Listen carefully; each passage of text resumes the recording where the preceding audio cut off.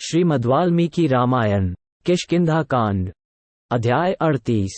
सुग्रीव का भगवान श्रीराम के चरणों में प्रणाम। सुग्रीव का अपने किए हुए सैन्य संग्रह विषयक उद्योग को बताना और उसे सुनकर श्रीराम का प्रसन्न होना।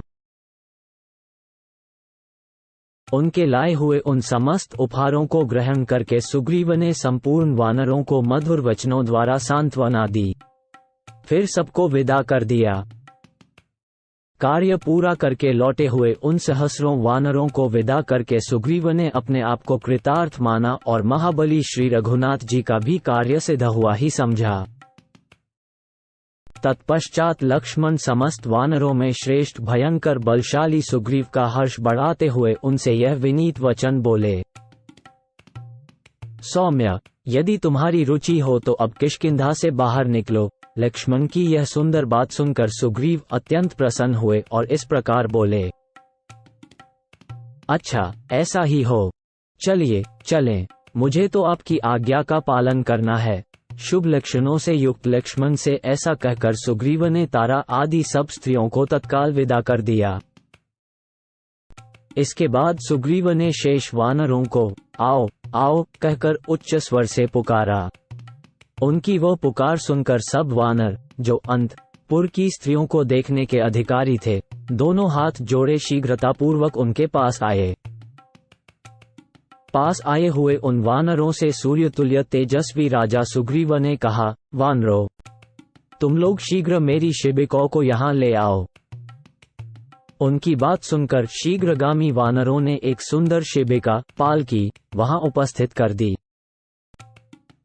पालकी को वहां उपस्थित देख वानर राज सुग्रीव ने सुमित्रा कुमार से कहा, कुमार लक्ष्मण, आप शीघ्र इस पर आरूढ़ हो जाए। ऐसा कहकर लक्ष्मण सहित सुग्रीव उस सूर्य की सी प्रभावाई सुवर्णमयी पालकी पर, जिसे धोने के लिए बहुत से वानर लगे थे, आरूढ़ हुए। उस समय सुग्रीव के ऊपर श्वेत छत्र लगाया गया और सब ओर से सफेद चंवर डुलाए जाने लगे। शंख और भेरी की ध्वनि के साथ वंदीजनों का अभिनंदन सुनते हुए राजा सुग्रीव परम उत्तम राजलक्ष्मी को पाकर किष्किंधापुरी से बाहर निकले। हाथ में शस्त्र लिए तीक्ष्ण स्वभाव वाले कई सौ वानरों से घिरे हुए राजा सुग्रीव उस स्थान पर गए जहां भगवान श्री राम निवास करते थे। श्री रामचंद्र जी से सेवित उस श्रेष्ठ स्थान में पहुंचकर लक्ष्मण सहित महातेजस्वी सुग्रीव पालकी से उतरे और श्री राम के पास जा हाथ जोड़कर खड़े हो गए। वानर राजा के हाथ जोड़कर खड़े होने पर उनके अनुयायी वानर भी उन्हीं की भांति अंजलि बांधे खड़े हो गए। मुकुलित कमलों से भरे हुए विशाल सरोवर की भांति वानरों की उस बड़ी भारी सेना को देखकर श्री रामचंद्र जी सुग्रीव पर बहुत प्रसन्न हुए। वानर राज को चरणों में मस्तक रखकर पड़ा हुआ देख श्री रघुनाथ जी ने हाथ से पकड़कर उठाया और बड़े आदर तथा प्रेम के साथ उन्हें हृदय से लगाया। हृदय से लगाकर धर्मात्मा श्री राम ने उनसे कहा, बैठो। उन्हें पृथ्वी पर बैठा देख श्री राम बोले, वीर वान शिरोमणे, जो धर्म अर्थ और काम के लिए समय का विभाग करके सदा उचित समय पर उनका न्याय युक्त सेवन करता है, वही श्रेष्ठ राजा है। किंतु जो धर्म अर्थ का त्याग करके केवल काम का ही सेवन करता है, वह वृक्ष की अगली शाखा पर सोए हुए मनुष्य के समान है, गिरने पर ही उसकी आंख खुलती है।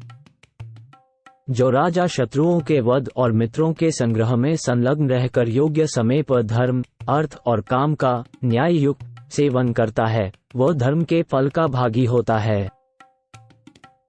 शत्रुसूदन, ये हम लोगों के लिए उद्योग का समय आया है। वानर राज, तुम इस विषय में इन वानरों और मंत्रियों के साथ विचार करो।